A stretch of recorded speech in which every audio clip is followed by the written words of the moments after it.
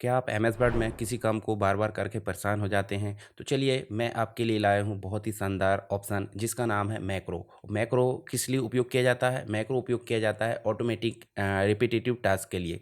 यानी कि अगर आपको कोई काम बार-बार करना है और वो ऑटोमेटिक हो जाए, उसके लिए इसका उपयोग किया जाता है। दूसरा आपकी एफिशिएंसी को बूस्ट करने के लिए, स्टैंडर्डाइज़ जो फॉर्मेटिंग होती है उसको मैनेज करने के लिए। इसके साथ ही बहुत सारी चीज़ हो जाती है जैसे टेक्स्ट को मैनिपुलेट करना है, डॉक्यूमेंट के स्ट्रक्चर को मेंटेन करना है, डाटा इंटीग्रेशन करना है, टेबल को टेक्स्ट में बदलना है, टेक्स्ट को टेबल में बदलना है और बाकी और अन्य चीज़ें भी इसके अंतर्गत शामिल हो जाती है। तो इन सभी को आसान बनाने के लिए हम यूज़ करते हैं एमएस वर्ड में मैक्रो का।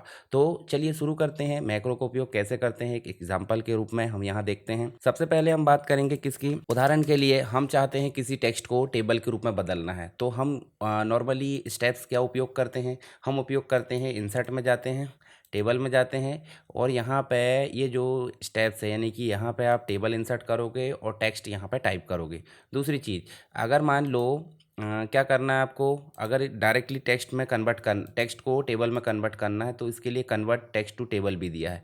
तो ये ऑप्शन बार बार हमको उपयोग करना पड़ता है। दूसरी चीज़, जब आपका टेबल बन चुका है तो टेबल को टेक्स्ट में बदलना है तो उसके लिए भी आपके पास ऑप्शन है टेबल लेआउट, और टेबल लेआउट में जाकर यहाँ देखिए कन्वर्ट टू टेक्स्ट। इतनी लंबी प्रोसेस हमको करना होता है। तो हम चाहते हैं हमको इतनी लंबी प्रोसेस बार बार ना करना पड़े, सीधे हम एक शॉर्टकट की प्रेस करें और हमारा काम हो जाए। तो इसी समस्या का समाधान किस में शामिल है, मैक्रो में। तो मैक्रो का उपयोग हम करते हैं, सबसे पहले हम बना लेते हैं एक टेबल। टेबल कैसे, भाई सिंपल सी बात है, हम पहले टेबल बना ले रहे हैं। जैसे मान लो ये टेबल हमने बनाए और टेबल बनाने के बाद हमने सीरियल नंबर, नेम, एड्रेस और यहाँ लिख दिया अपन ने कोर्स।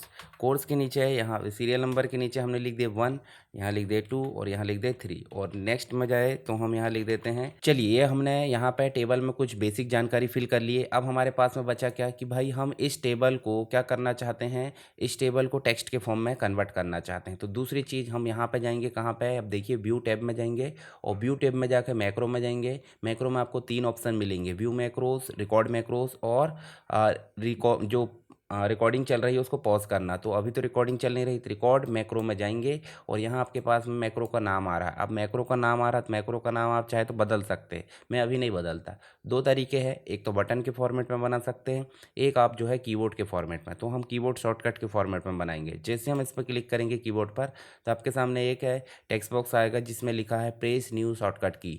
तो यहाँ पे हमको शॉर्टकट की डिफाइन करना होता है, यानी कि जिस की के माध्यम से आप मैक्रो चलाना चाहते हैं। उदाहरण के लिए मैं कंट्रोल के साथ 8 प्रेस करता हूँ, तो देखिए कंट्रोल के साथ 8 प्रेस करें तो यहाँ पे आपका एंटर हो चुका है। अब इस की को असाइन करना है तो नीचे असाइन बटन दी है, जैसे हमने असाइन करे तो ये असाइन हो गया। उसके बाद आप क्लोज कर दो।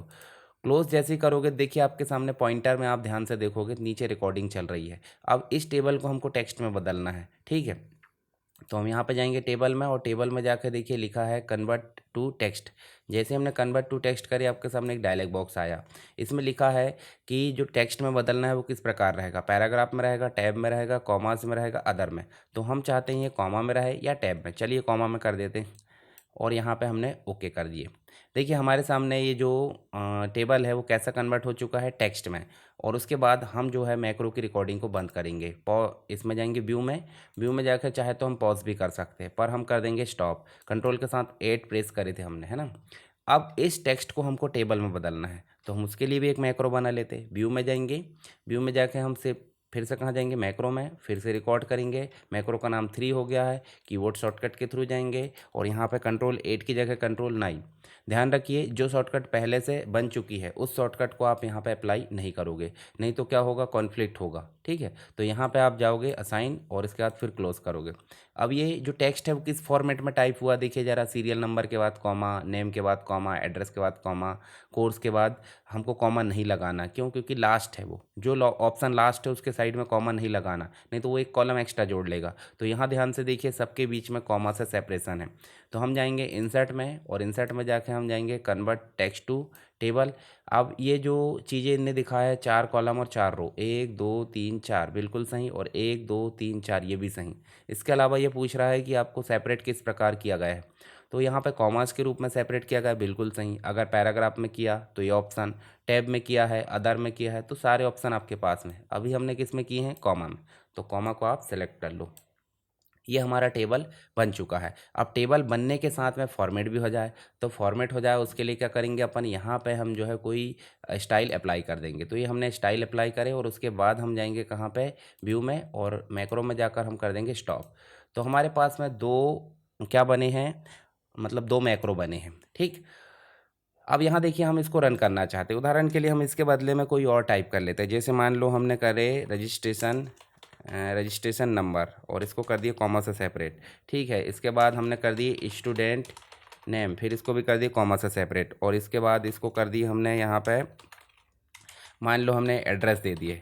ठीक है, और यहाँ पे हमने दे दिए कोर्स।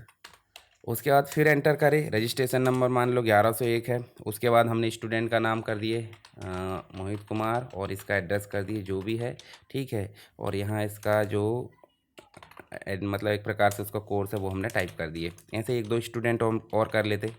देखिए हमने जो है क्या टाइप करे हैं, एक हमने टाइप करे हेडिंग जिसमें कॉमा लगा के हमने सेपरेशन दिए, और 3 रिकॉर्ड टाइप करे, इसको भी कॉमा से सेपरेशन दिए हैं।